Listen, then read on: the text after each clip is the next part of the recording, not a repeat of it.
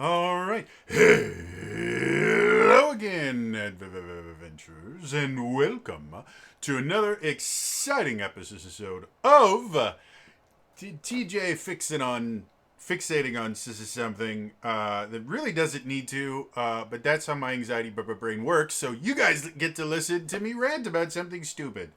Hi, everybody.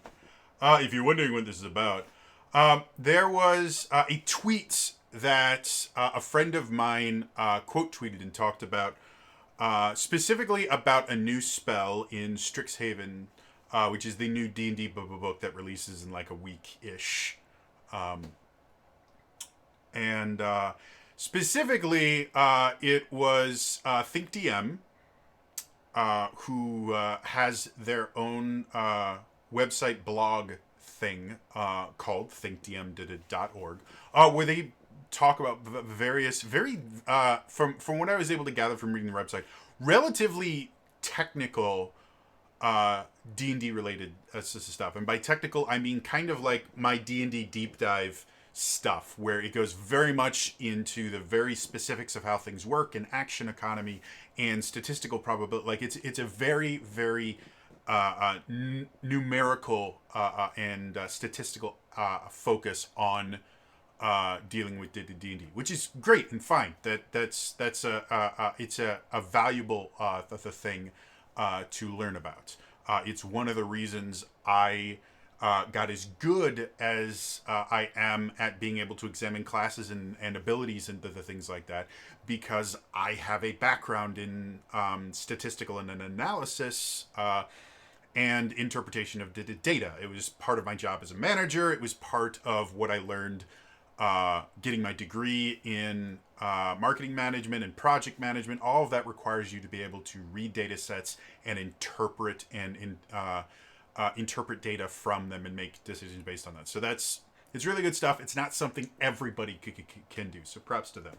ThinkDM, if you are watching this, what are you doing? You have much better things to do with your life than to listen to me ramble about something pointless. But thanks for watching if you are.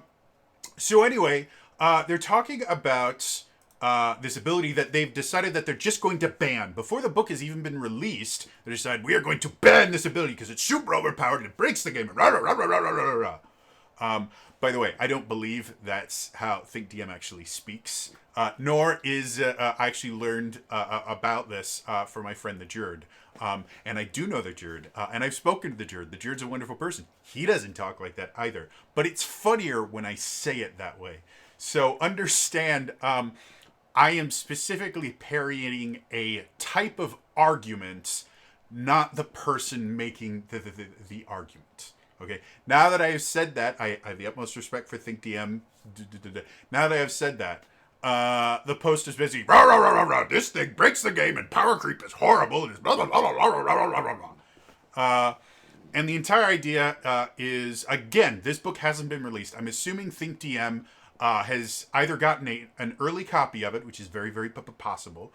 One of these days, I'm going to contact Wizards of the Coast and see if I can get an early copy of any of these things, because I've made well over 200 episodes, or at least 150 episodes of D&D Deep Dive. I've covered almost every single class and subclass in the game.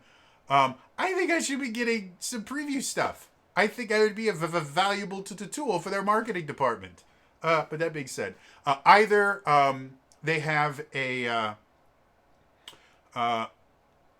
either they have an early copy, which is very, very possible, or they have found a leaked version of it, which is also possible. Though I'm leaning more towards the former rather than the latter, because they are a relatively well-established website. It would make sense, seeing as I've seen other people that have gotten early copies of it.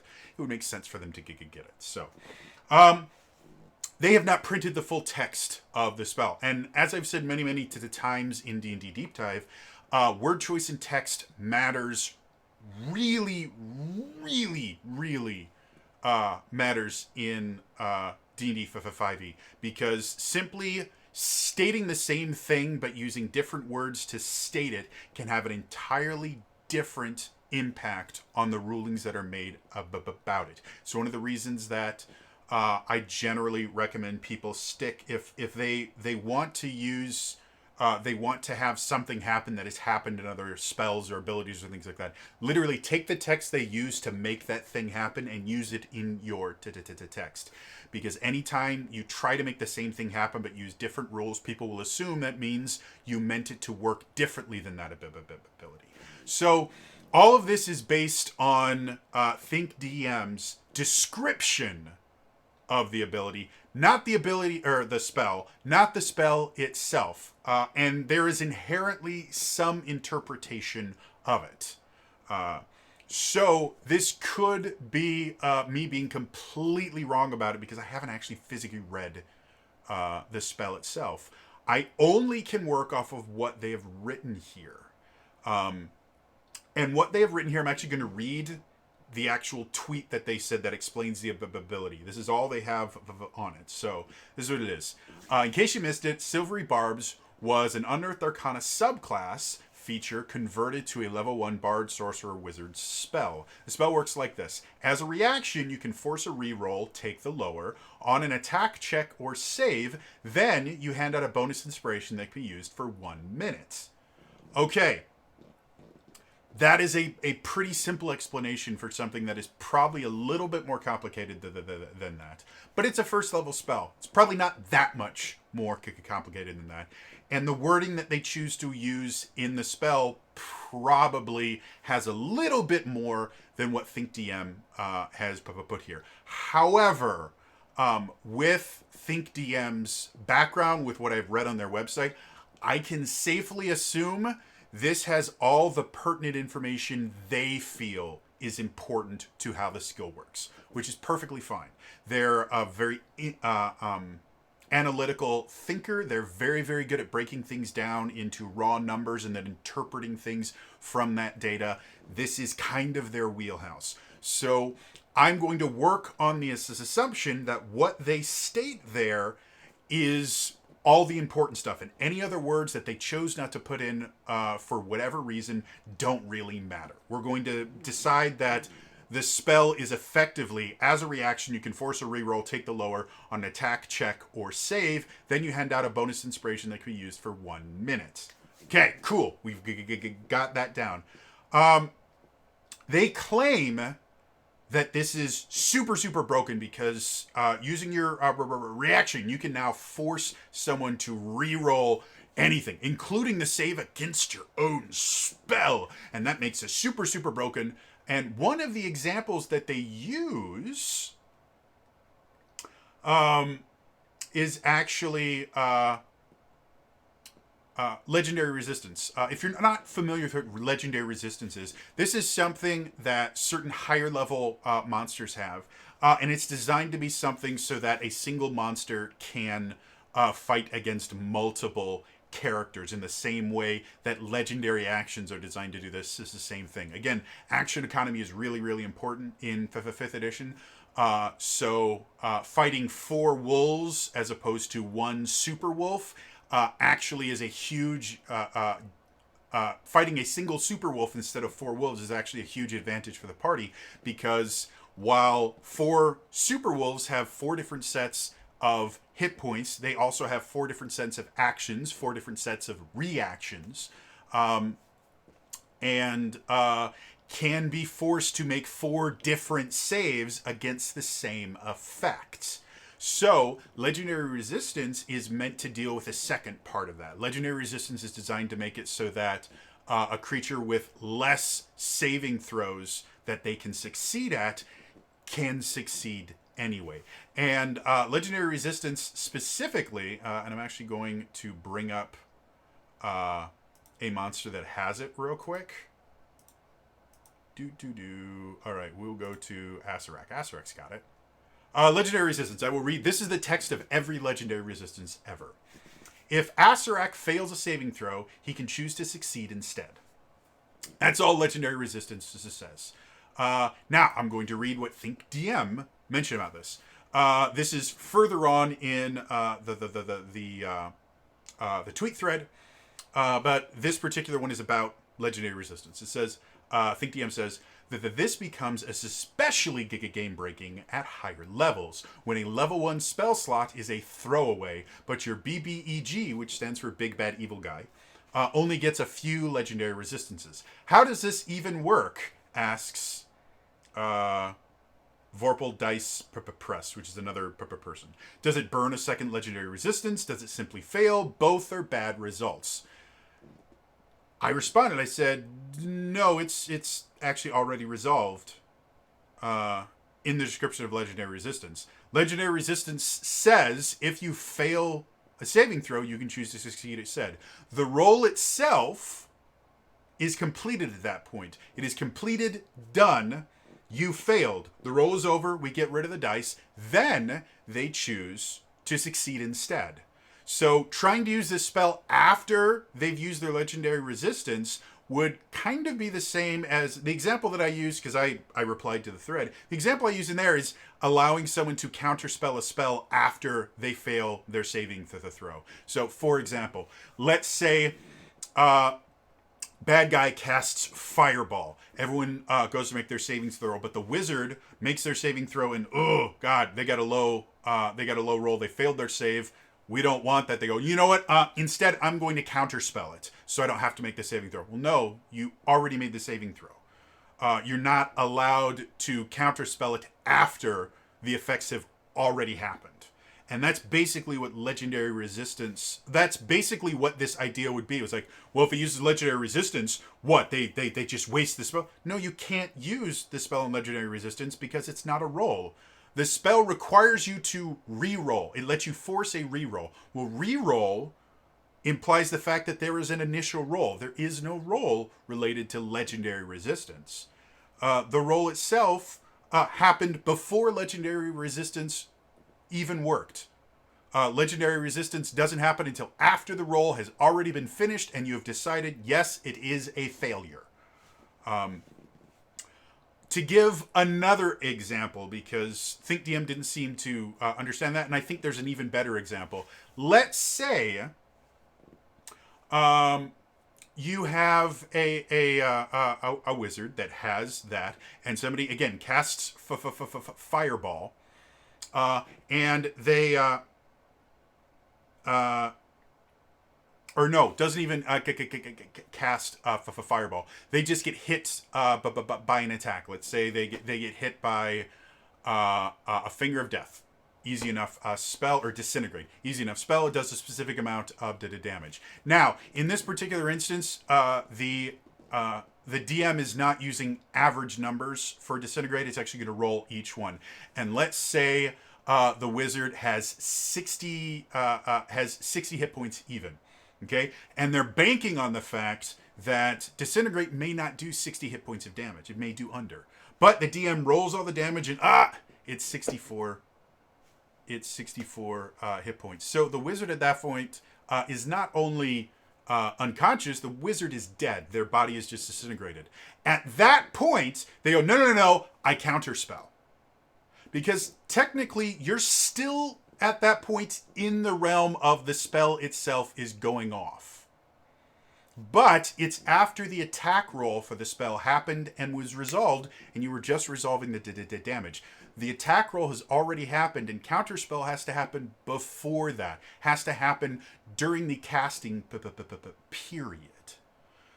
Now, most people, when they're playing, the DM isn't going, I'm casting Disintegrate, here's the roll, and is going to stop someone just because they've already made the roll. No, generally they'll go, okay, well, they cast, does a 26 hit your armor class? And they go, yeah, why? Well, a Disintegrate comes, and they go, oh, I counterspell. That's perfectly fine. Damage hasn't been rolled yet. You're still resolving the spell attack. Oh, I cast Counterspell. Okay, that's fine. But if they go, okay, I got hit by it, how much damage do I take? And they wait to see if they can survive the damage, that isn't how Counterspell is designed to work. And that's not how this particular spell, as it is stated by this description, it's not how this is designed to this spell is to work either. You see a roll, you can force a re-roll. You don't get to wait until after the effect of the roll happens to see if it's a good or bad effect. No, you have to choose when the roll is made. You can't retroactively apply counterspells and other things like that. It breaks action economy in the game, and it makes counterspell significantly more powerful than it already is. Counterspell is already a really, really powerful spell.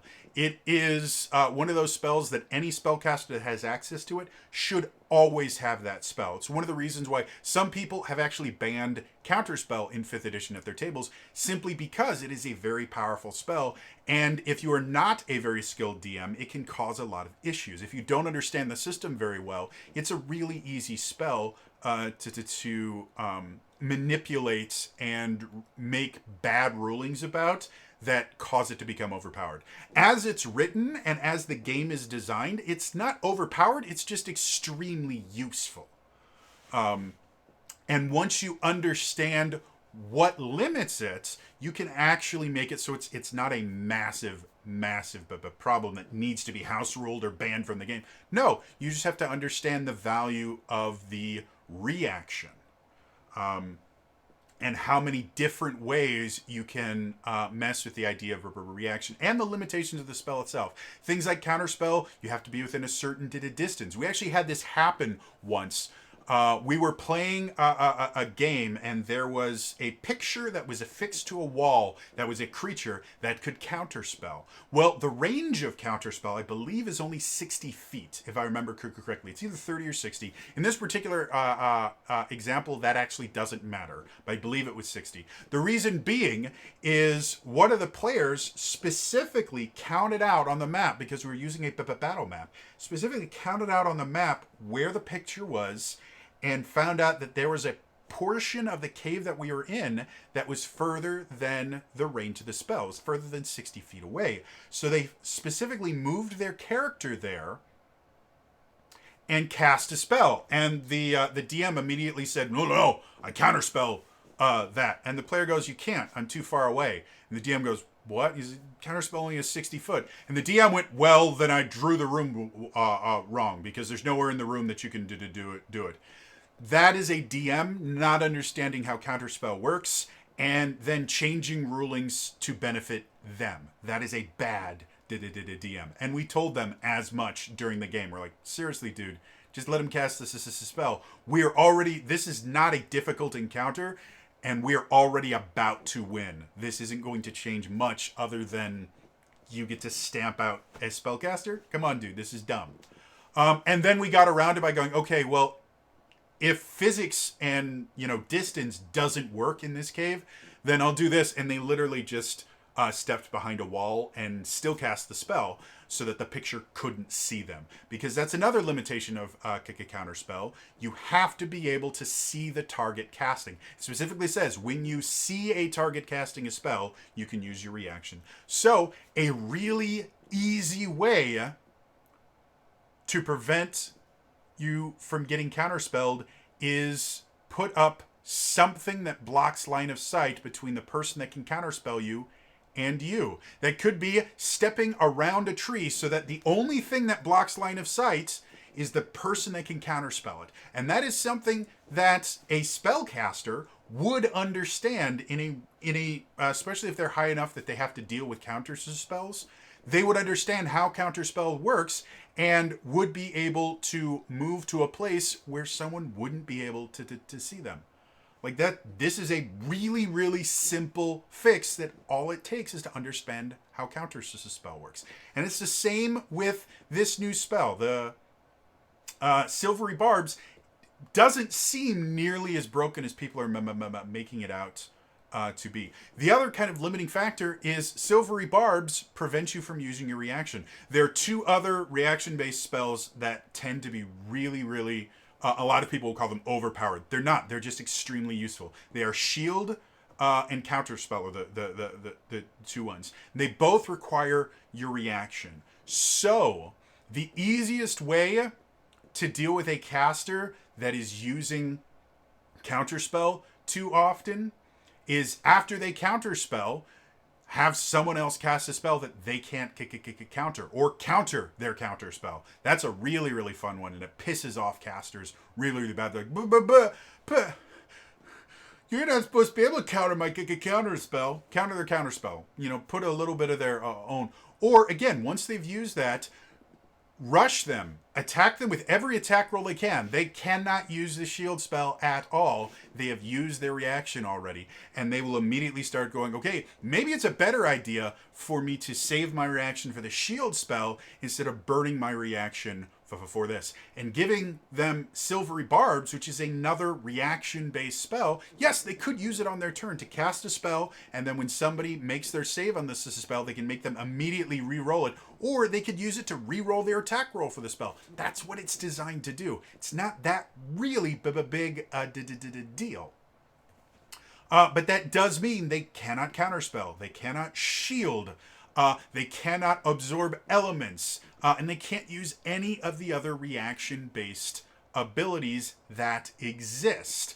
There are quite a few wizard subclasses that have reaction-based abilities, if I remember correctly. I don't have any of them pulled up right now, so I may be thinking of other classes. But I do know there are quite a few spellcasting classes in general that have reaction-based abilities. There are quite a few feats that give you reactions that you can use. The fact that this takes your reaction, which you only get one per round, effectively, is a big deal. And if they want to burn their reaction on their turn, a smart DM, which would also include smart bad guys, would be aware that this spell exists, and doing it taxes them to the point where they can't shield themselves and they can't counterspell you, so they would take advantage of that. Using Silvery Barbs all the time to make them fail saves would simply mean casters would start targeting the spellcaster for everything, because they know they can't counterspell it and they know they can't shield it.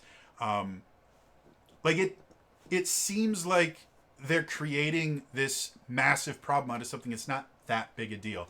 The other thing they mentioned, and I think Jared is actually the one that mentioned this, though I might be wrong about this.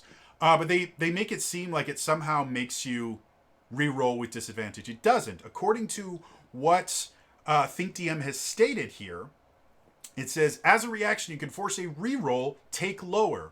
That's not a reroll with disadvantage. That is a reroll, take the lower. Which means if you force a reroll and they roll higher, they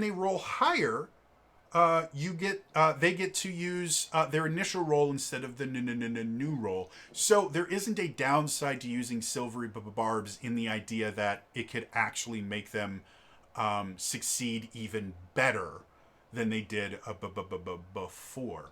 But that also means if you are re-rolling something, you are making the roll again. Which also means if they have an advantage on their first roll, they will have advantage on their re-roll. So, again, thinking about this in terms of the BBEGG, a lot of high-end bosses with legendary resistance will also have resistance to magic. Or magic resistance, I think, is what it's called. I think Asarak may even have it. Let me look.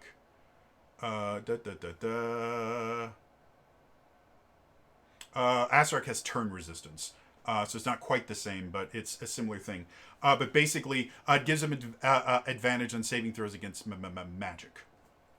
This is an extremely common thing for high-level monsters to have advantage on certain saving throws. So if you make them re-roll it, they're going to have advantage on their re-roll.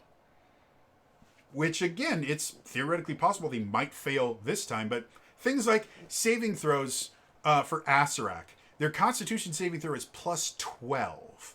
Their Intelligence saving throw is plus 15. Their Wisdom saving throw is plus 12. So their Dex save is only plus 3. So since a lot of damaging spells are Dex saves, that might be a good thing to use it on. But it's damage, and you're still going to do half damage. Generally, the rolls that you want them to fail are going to be Wisdom or Constitution saves, because those are the ones that are doozies. Those are the ones that will disable them or banish them or the things like that. Sometimes Intelligence saving throws with a few of the psionic things are really, really damaging. For this particular one, they have really, really high ones. And that's generally true of most BBEG. Big Bag End guys are going to have high saves already. So forcing them to re-roll isn't that big a deal. If it was something that said you re-roll with disadvantage, Well, that would be entirely different because that could massively change how things work. But simply making them roll it again is not that big a deal. It doesn't massively overbalance. Now, the fact that you give out a free inspiration, I would say at that point, the ability to force a reroll on literally anything, because this is checks, saves, and attack rolls. I believe is what he said. Yeah. So attack, check, or save. So this is literally any kind of roll you can force a reroll on. Plus, you get to hand out effectively what sounds like a bardic inspiration. Thank you, Phone. What sounds like a bardic inspiration. That does seem a little bit overpowered to me for a first level spell. I would much rather see this as a second level spell rather than a first, just to kind of differentiate the fact, okay, this is a little bit more powerful than, let's say, a shield spell or an absorb elements spell. But we're talking about one spell level difference. One spell level adjustment is not enough to say, ban it, rah, rah, rah, rah, it breaks the game, this is power creep, I'm never going to be able to, rah, rah, rah, rah. It doesn't. It's a really, really simple fix. It's just, oh, we're calling this a second level spell instead of a first. That's it. If you really think it is as broken, quote unquote, as counterspell, make it a third level spell. Make them actually have to choose between counterspell and silvery barbs. Like, that would make sense. I don't think it's that powerful. I think it's a useful tool in a spellcaster's Arenzel. And it is limited to effectively charisma-based spellcasters and wizards, because wizards get everything. But it's only bards and sorcerers that get access to this as a spell. So you're not going to be able to have, like, counterspell. I'm actually going, before I say the exact wrong thing, I'm actually going to look up this spell. Just because I hate saying things and then someone going, actually. So I'm actually going to look. So, for counterspell, Sorcerer, Warlock, Wizard, Oath of Redemption, and Oath of the Watchers are all the classes that get access to this spell. So Sorcerers, Warlocks, Wizards, and then Paladins. There's two different flavor of Paladins that get this. In addition, Counterspell is actually limited because it's a third level spell, so you can't actually get it using a feat. Silvery Barbs you can get with a feat. It's a first level spell, so simply taking Magic Initiate would give you access to the spell. And because it just forces, again, according to what ThinkDM has written here, because it just forces a save, it doesn't really matter that you generally have to be, to take it, you're going to have to either have a high charisma or a high intelligence. You don't need either of those. You can have a negative intelligence or charisma modifier because there's no attack roll built into it. There's no saving throw built through it. It doesn't matter what the casting attribute is. It's just going to work. So even a monk could take this spell by just taking a Magic Initiate for the feat and use it when they're doing their stunning strikes to make them that much more useful. Now, the limitation with taking it from Magic Initiate is Magic Initiate, you can only cast the spell once. And as was pointed out to me, even if you have other spell slots due to any other ability, like let's say you are a Warlock and you have Warlock spell slots, if you take Magic Initiate specifically, you cannot cast that spell any other way. You don't learn the spell, you just can cast it as part of Magic Initiate. There are other feats that allow you to do, like the Artificer Initiate feat actually allows you to learn the spell and cast it using spell slots gained in other ways. But Magic Initiate doesn't. And to my knowledge, I don't believe there is a spell that would give you this spell aside from Magic, or a feat that would give you the spell aside from Magic Initiate that would allow you to cast it using spell slots. So it's really not that big a deal unless you have two spellcasters that happen to be a bard, a sorcerer, or a wizard, if you have multiple bards in your party or multiple sorcerers, this might start to become annoying.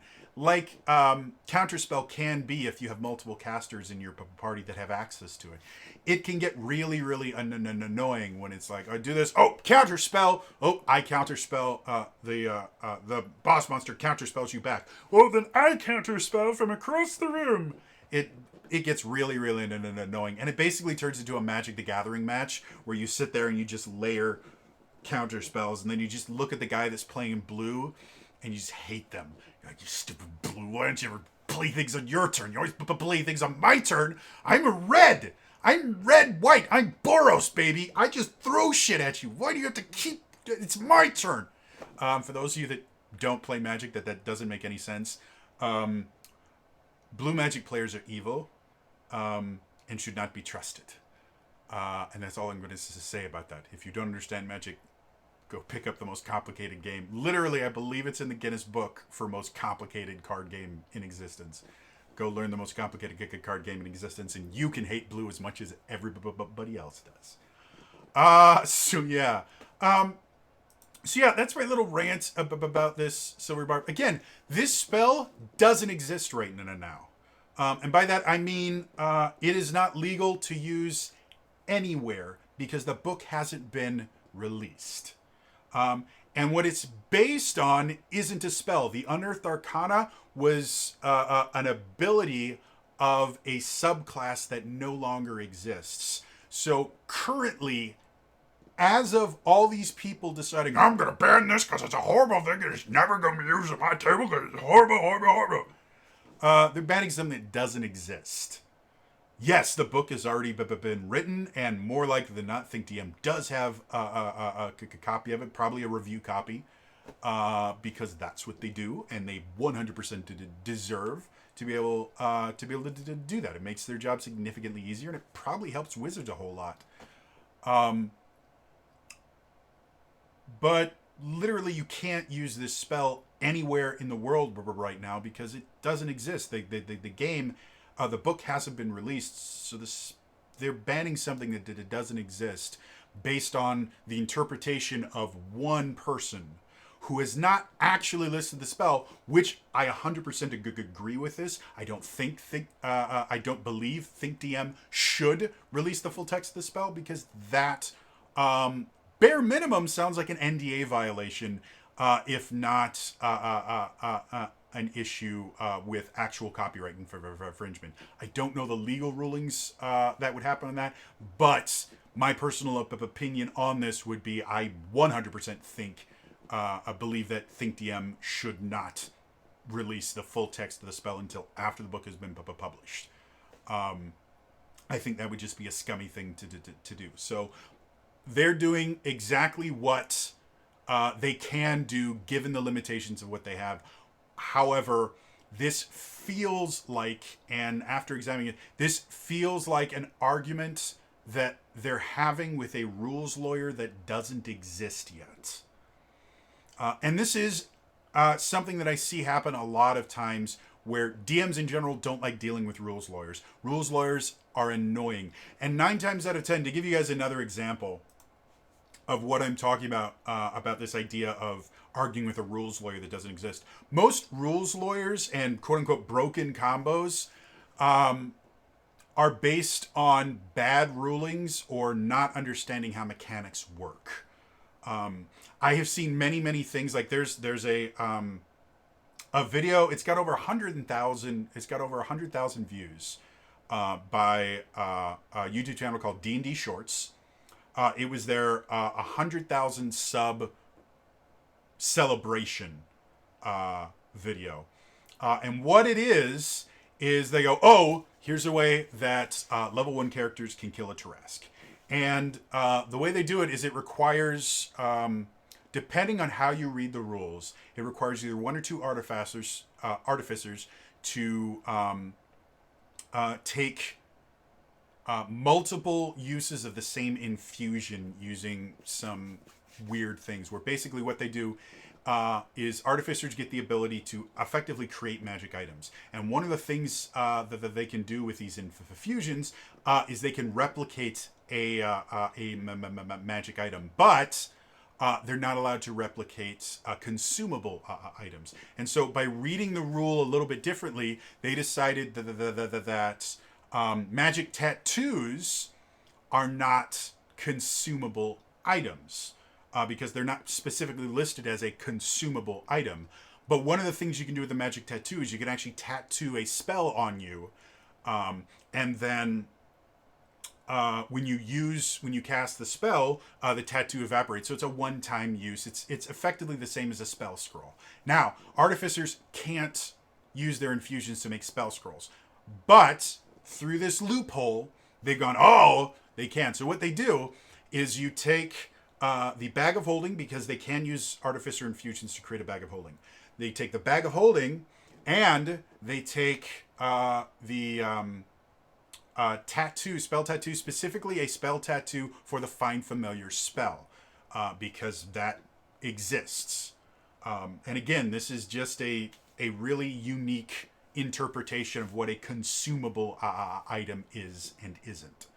So what they do is you give yourself, you create two of the Find Familiar tattoos. You have one to yourself, you have one to a buddy, and you both summon hawk familiars. Then, because you've taken two different infusions for the bag of holding, you create two bags of holding.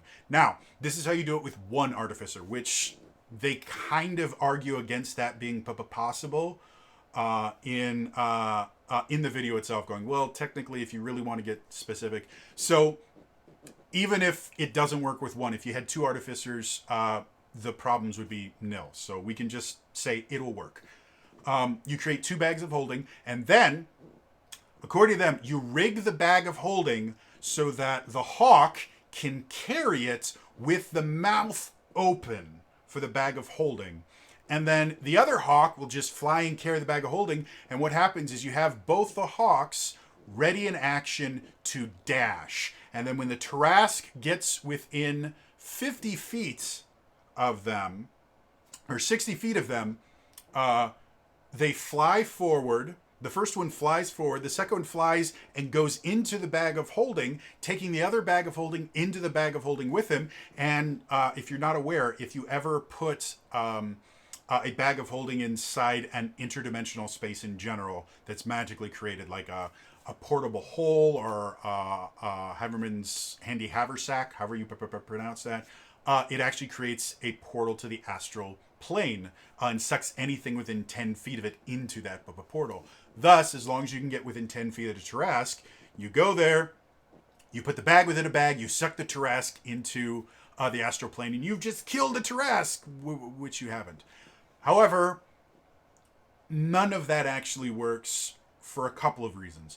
First things first, a hawk cannot carry a bag of holding. A bag of holding weighs 15 pounds. Always. Doesn't matter what's inside of it, the bag of holding always weighs 15 pounds. It's one of the nice things about the bag of holding, because you can put super, super heavy things in them, and it always ever weighs 15 pounds. However, a hawk cannot carry 15 pounds and fly. Hawks in general, the largest hawk in the world is the, I'm going to mispronounce this, is the Ferruginous hawk. Ferruginous, I don't know. Anyway, it's a big hawk. That hawk, the largest hawk in the world, on average weighs between about 2 to 4 pounds. So it weighs a third of what the bag of holding weighs. We'll get back to this in a second, but it also has a wingspan of anywhere between about 4 to 5 feet, and the actual size of the body is about 2 feet. So we're talking about a bird that's about this big with a wingspan larger than my camera can focus on. Okay, that will be important in a second. So they claim that a hawk has a strength of, I think, 5. A hawk familiar has a strength of 5. They claim, well, carrying capacity is 5 times this, so it's like they have a higher carrying capacity than the bag of holding, so they can fly with it. No, they can't. The basics of how lift works. If you're not aware, birds actually have hollow bones because if they had bones like we do, they couldn't fly because their wings would not provide enough lift to get their heavy body into the air. Hawks, the ways that they hunt, because they're raptors, hawks actually go and they eat small prey. Generally mice, rabbits, things like that, very, very small prey. They've actually done studies and they found that hawks cannot fly with anything more than their body weight. And most hawks can't carry their body weights when they fly. It's too heavy. Their wings can't create enough lift to actually go there. There have been theories and anecdotal evidence that hasn't been confirmed that a red-tailed hawk, which is a little bit smaller than the largest hawk in the world, can carry up to 5 pounds when it flies. But generally, hawks don't even carry that much. Generally, if it's something that's really heavy, they might be able to fly with it, but they won't, or owls are the same way. What they do is they rip it up on the ground and they carry pieces of it off. But they'll actually eat right there and then they'll carry a few pieces with them, but they won't carry the whole thing. So first things first, a hawk can't fly with a 15-pound bag of holding just because of the weight. Let's ignore the fact that you would have to find a way for the hawk to be able to carry the bag of holding to where it wouldn't interfere with its flying. But let's say this is a magic hawk. It doesn't actually have to deal with the laws of physics and lift and all those things. So let's pretend that it actually can pick up a bag of holding. You can't actually put a bag of holding into a bag of holding without folding it. The dimensions of a bag of holding is 2 foot by 4 foot. The opening at its widest is 2 foot wide. So the bag of holding itself, as it stands, cannot fit inside another bag of holding unless you fold it in some way. It's one of the reasons on the stat block it doesn't say if you put a bag of holding in a bag of holding, because you can't technically do that. So the bag of holding itself can't fit in nicely, but it's theoretically possible if you were to fold it. If, however, you're flying at speeds of anywhere between 10 to 20 miles an hour, depending on how you want to measure how fast the bird is flying, a bird can't fold a bag of holding in midair as it's going for that. And the other issue is the bird itself, while flying, its wingspan is wider than the mouth of the bag of holding. So the bird could never fly into the bag of holding. It's physically impossible to do this. And that is the broken combo, the most broken combo in 5th edition. It's a broken combo. It's not possible. I've seen another one where back before Tasha's came out, when the Unearthed Arcana version of the monk that gets extra arms, I can't remember what they're called right now. They go, oh, there's super broken combo where you take them and you grapple them, because you can now grapple using your wisdom instead of your strength. You grapple them and then you throw them up, and then the fall damage is like 66, and so it's super powerful. You just keep picking them up and throwing them, and that doesn't work, because they go, well, you can throw them 70 feet in the air. No, you can't. There's nowhere anywhere that says you can throw them 70 feet in the air. They referenced a thing. Basically, I think Merles was talking about a fastball special, which, if you're unaware, fastball special comes from the X-Men. It's basically Colossus picks up Wolverine and throws him at somebody. It's really fun. I've actually had people use a fastball special in a couple of my games. It's really funny. But they claimed that using the calculations for the fastball special that Merles put out there, or Crawford put out there, that you could throw someone straight up this amount, and because your arms gave you this amount of distance, you could throw them like 60 or 70 feet in the air. It's not how that works. And there's actually already rules in D&D that show that going up is harder than going forward, because gravity is still a thing. And so I actually did the calculations on the video that talked about this and said, well, actually, no. When you actually look at the actual calculations and things like that, if you were able to throw them directly up, you'd only be able to get another maybe to 10 feet. They would land on top of you, which would require you taking some sort of damage the DM would have to figure out. And you could still do more damage by just punching. So this isn't the most broken combo in the game. This is based on, a rules lawyer trying to find something that they could misinterpret in order to do this. And that's exactly, to get back to the original topic of this, that's exactly what this sounds like to me. This is ThinkDM anticipating a rules lawyer's bad rule of this. And most DMs don't like dealing with rules lawyers' bad rulings because the rules lawyer will fight to the no, this is exactly what it means, and they will claim that their ruling is absolute and their reading of the rule is absolute and there's no other way to interpret it, and it's generally not. And most DMs, instead of dealing with the rules lawyer and dealing with the long conversation that is, they will simply ban the ability so that there's nothing to argue about. And that is a way to do it. It's a bad way to do it because now you're hurting other players because one person, most rules lawyers aren't right. The reason that they get their way is they're annoying and they have a lot of stamina. And so they're basically just sitting there and going, rah, rah, rah, rah, rah, I'm gonna keep arguing this until you give me what I want. And the easiest way to deal with them, which again, my experience in D&D is running convention games, was where I learned how to play D&D, which is where rules lawyers are made, is convention games. And the Adventurers League, that's where rules lawyers shine. The Adventurers League had so many heavy-handed rules meant specifically to punish rules lawyers. None of them worked.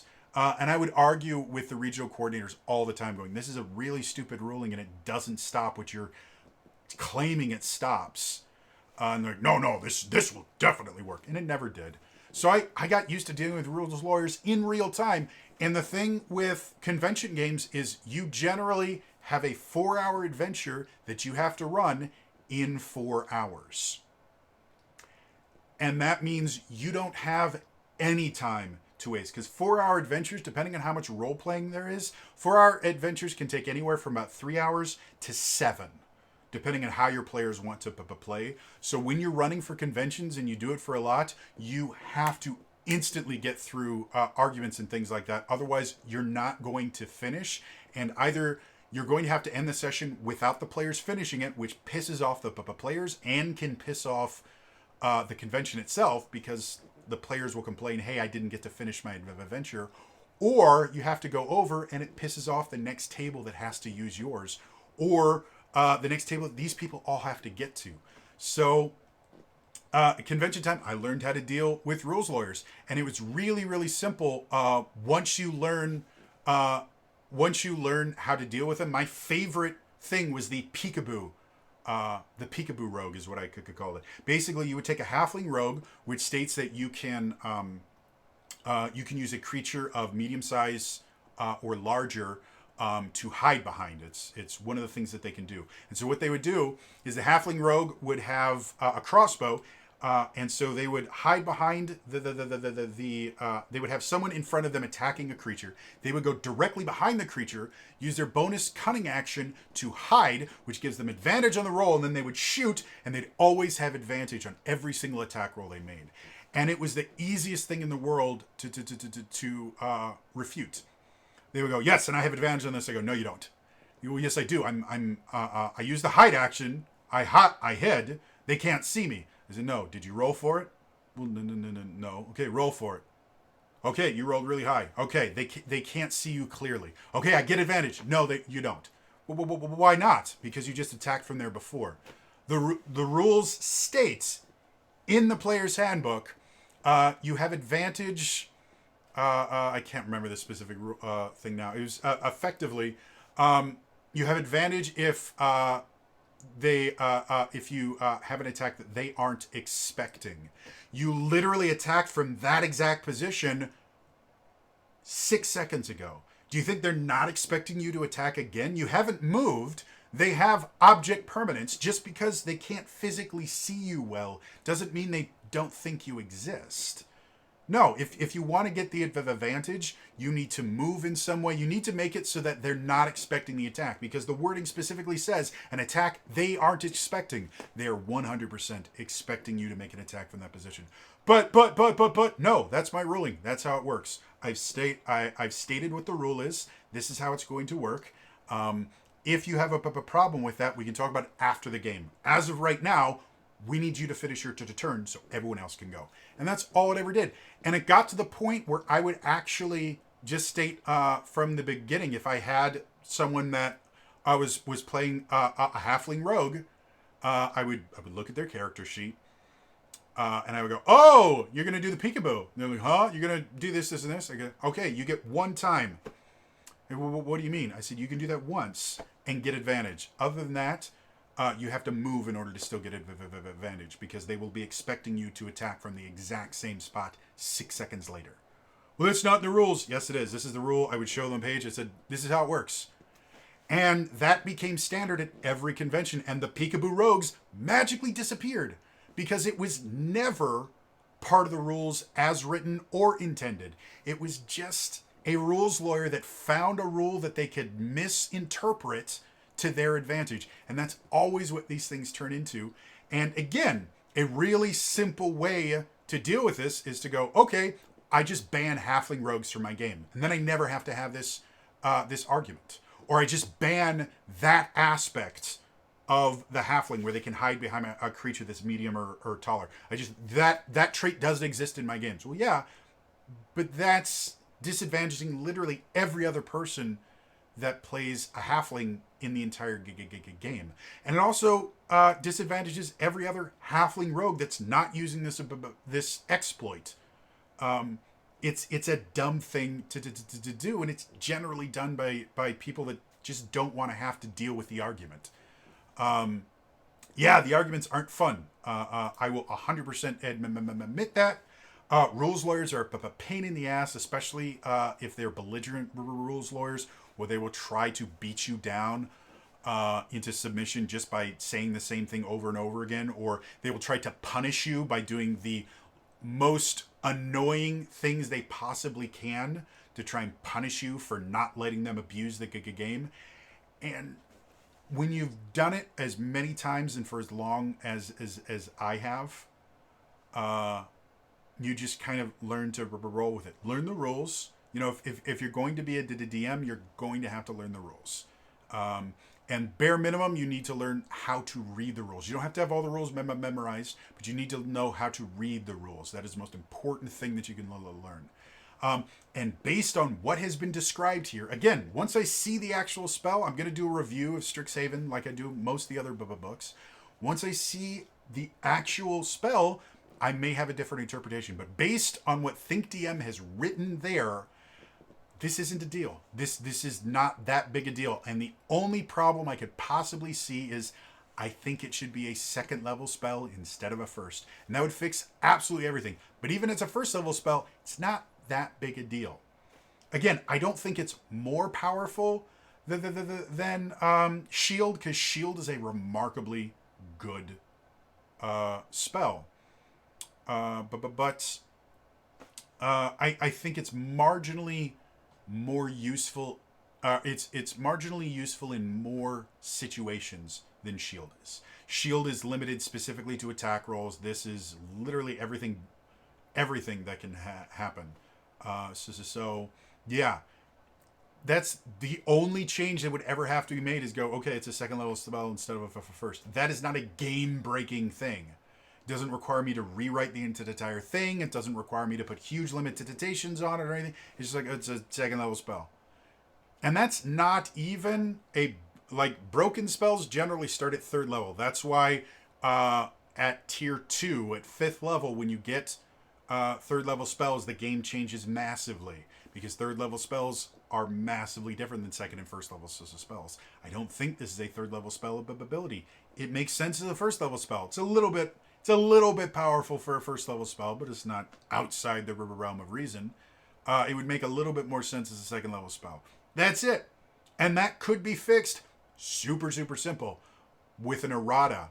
Just going, yep, second level spell, not a first. That's all it takes is the simplest thing in the world, and yet people are talking about this like, oh, it's the most broken thing in the world.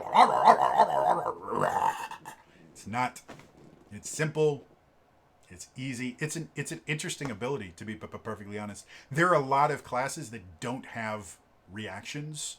That this could be a really fun spell. And bards already have a lot of reactions. Depending on the subclass, there's a lot of different things you can do with your reaction as a bard. So getting rid of your reaction to do this instead of your other reaction-based abilities could be a really big deal. Sorcerers and wizards don't tend to be as reaction-focused as bards do.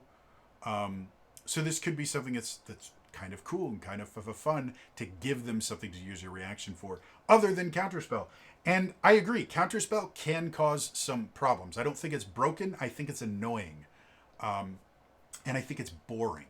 This would actually give them a choice between using their reaction for counterspell and using their reaction for, what was it called again? Silvery something? Silvery barbs. Using the reaction for silvery barbs. I think that would make the game more interesting, not a little less, because now at higher level combat, you don't have the only thing that they ever use their reaction for is counterspell. And it might cause them to use their reaction more often. Wizards don't use the reaction for things that most other classes do. They don't make opportunity attacks unless they're a war mage wizard. And even then, wizards generally don't, or unless they take the, what is it, war mage feats, I think is what it's called. Wizards generally don't get in melee with enemies just ever. It doesn't really happen. Unless they're a blade singer or one of those very specific melee wizards builds, they generally don't use it for opportunity attacks. Like I said, I think there's a few subclasses that give you reaction-based abilities. Like I think the Necromancer has one. I could be 100% wrong here. I don't want to look it up right now. But most spellcasters use counterspell for their reaction, and it's boring. And it's something that you can deal with higher level magic enemies. Again, simply put them in a spot where the caster, where the counterspeller can't physically see them. Doesn't mean that they have to be completely behind cover and they can't see the entire... Nope, you just have to have some obstacle that makes it so that the counterspeller can't see them. Darkness spell works super well for that. The blind condition works super well for that. There's so many ways to get around counterspell that nobody ever uses because they're just like, counterspell is the worst spell in the world. It's just people deciding that they want to get mad about something. It's not that big a deal. This isn't power creep. I have no problem with that. Again, as ThinkDM has stated, again, if I actually read the spell and it is massively broken, I will change my opinion. I can't read the spell because the spell doesn't exist. You can't use it in a single game right now. It doesn't exist. Anyway, that's my little rant. I fixated on this. ThinkDM, if you're still watching this, why? Again, you have a successful website and all these other things. Why are you watching me stutter through this really rambly long explanation? Go do something that's actually valuable for your time. But if you are still here, thank you. I sincerely appreciate it. And Jared, if you're watching this, same thing. You have like a real life. You could be doing real things with real life human beings. Go do something more valuable. But if you are here, I sincerely appreciate you watching my stuttering ramblings. Anyway, that's all for me today. STRIXHAVEN launches, I believe it's next week. It's December 7th. I will have some coverage on it. I'll probably do some D&D deep dives on some of the new stuff, depending on what I think about it. Check it out here. Otherwise, again, that's all for me today. I'll see you guys next time. All right? Bye-bye.